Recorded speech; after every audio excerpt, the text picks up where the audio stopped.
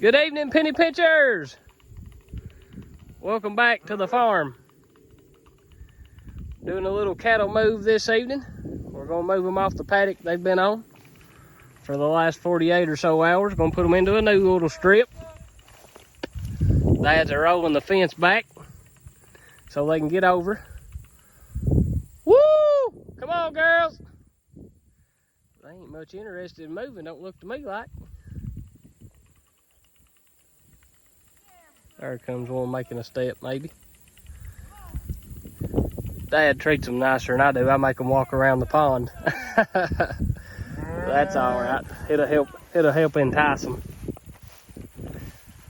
I just kind of want to stay back and kind of give you guys a kind of full scale look at what was going on. Kind of what's on our mind today. The weather forecast is giving us some forecasted rain here this weekend coming at us let's see, today's Thursday, Saturday they're thinking. It's a bad deal though that the rain's coming from a hurricane that's devastated Florida though, so our thoughts and most importantly our prayers is with the people down in Florida. Just the citizens, the ones that live there, the ones that's got businesses there, the ones that's got farms there. We pray for them and pray the good Lord to help them rebuild and protect them during all this. And we got a lot of guys from here in our county that are linemen that's down there working, so we pray for them, pray for their families. These old girls ain't acting like they're too interested in some new grass. Woo! Come up! Come up! Maybe if I walk up here in the field where they can see they can go through, there's one. That's all it takes is one. That's all it takes. I'm kind of eyeing the crowd over. I see two of the three baby calves. Out there's the white-headed one, and out there's the other black one. So we're missing one. We'll see if Junior notices. But guys, we're going to do something a little different. This paddock right here in particular, it's steep hillside as you can see.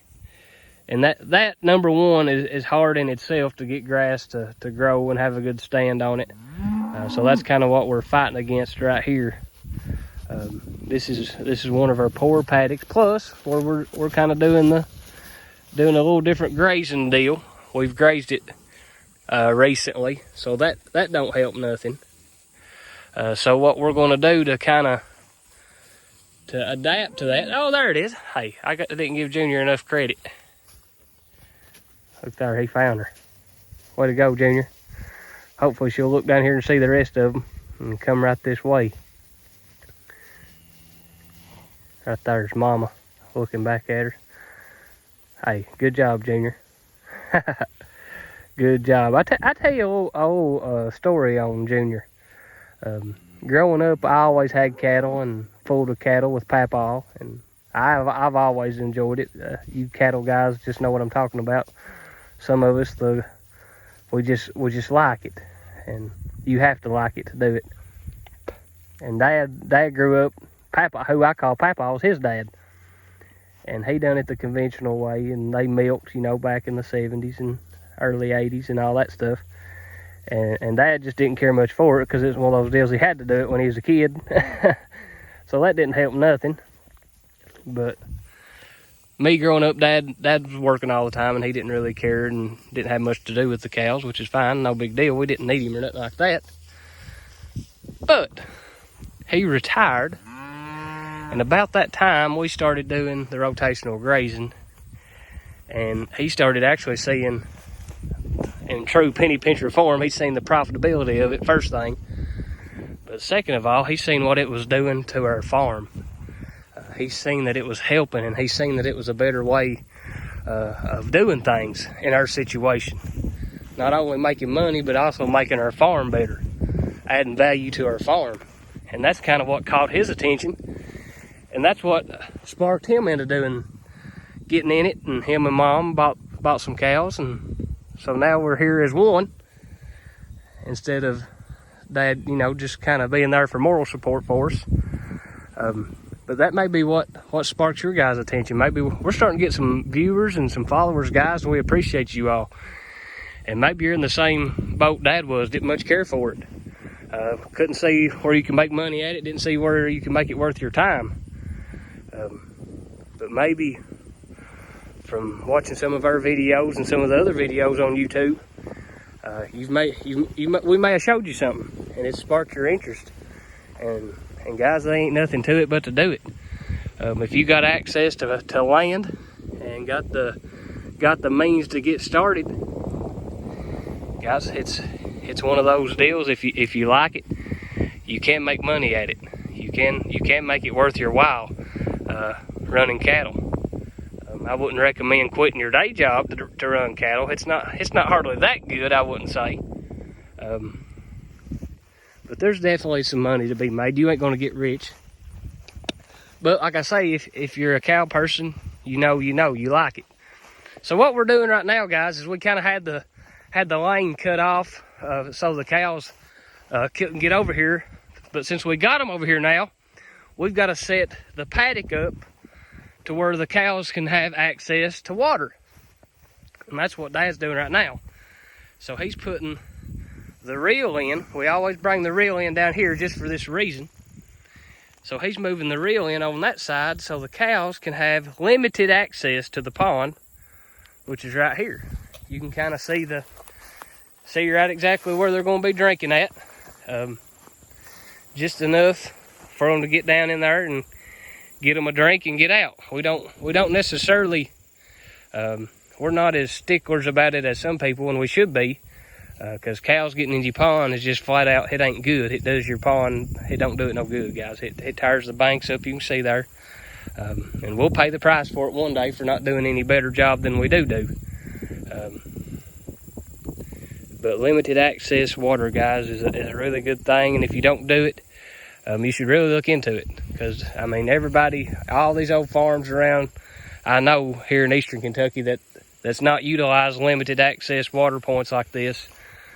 All the banks is just chewed up, guys, and wore out. And it mucks the water up, and it takes the quality of the water way down. So that's why we're doing this. That's why Dad's doing it right now. Just putting up some posts, that way we can tighten it up a little bit. That way the cows can't get in under it and that kind of thing if they was to get out in the pond. So thank you, Junior. But guys, this is all we had to do today. We left the paddock up over here in what Dad calls the turkey field. We didn't take it down. We've got four reels that we utilize. And I would highly recommend that if you've got the means to, to buy a couple extra reels. It comes in handy a lot. And in our case right here especially, we don't have a perimeter fence around this field right here. Our perimeter is cut off right here behind these cows. So what we do is we just run a poly braid line around the tree line there, guys, and turn them into that. You can kind of see it over here. We just run it around, and we ain't had a bit of trouble, guys. That just shows you how good these cows get broke to electric and to this poly braid. They just flat out respect it. So tomorrow, like I say, the forage is very good in this little particular paddock. We got some bare spots, as you can see. It gets a little better up toward the top, just for the main reason that right here's the pond and the cows spend the most time down here. So the forage does get a lot better up toward the top, a little thicker. But still yet, we've already made the decision. We're just going to do a legit flash graze on this paddock. We're going to leave them here till tomorrow evening.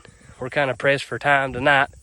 We got our local Cattlemen's Association meeting, and we want to go to that and help cook and set up and do all that kind of thing. So we kind of pressed for time.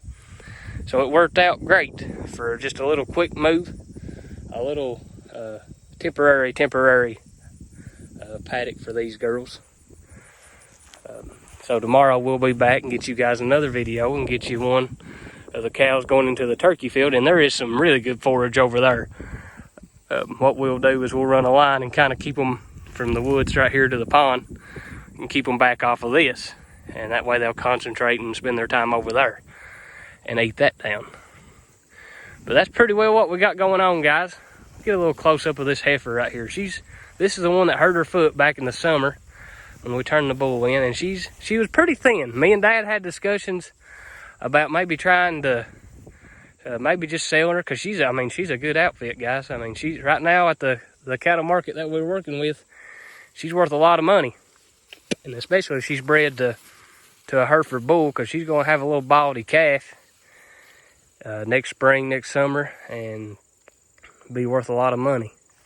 But she's a little thin, and still is a little thin, maybe even compared to that orange heifer that we're keeping.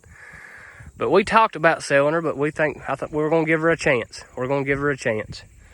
Like I say, if we get into the winter time and she starts doing bad, we may get her up and give her a little extra TLC. We might get her up and feed her. Maybe we don't do that, so more than likely we'll probably just sell her this winter if she don't get to doing good. But just in comparison to this heifer right here, guys, you can see just the gut capacity. They're the same age. Them two heifers was born in the same month last year. They're a little over 2-year-old now, I think, or right at it. So, but you can just see, guys, the build is different. A little better gut capacity, just feels out a lot better than the black one. But we're going to give her a chance. We're excited about this little girl right here. She's out of her white cow that you guys see here all the time. Just a crossbred animal. And I tell you what, she's a good outfit. You can lay a level on her back and it'll plumb bob in the center every time. I like her. If she'll raise a baby, she'll be worth a fortune at Penny Pincher Farm for us. Small frame, low maintenance, raise a baby every year. That's what you want, guys. But we're going to get out of here. Like I said, we're going to the cattlemen's meeting tonight. So if any of our local guys is watching, don't forget, tonight at the local extension office, 6 o'clock, I believe, or maybe 6:30. Get there at 6 o'clock and you can catch up on the latest gossip. But guys, this is Penny Pincher Farm. We're going to sign out and we'll see you guys tomorrow. Junior, we're going to let the grass grow and give all the glory. And until then, have a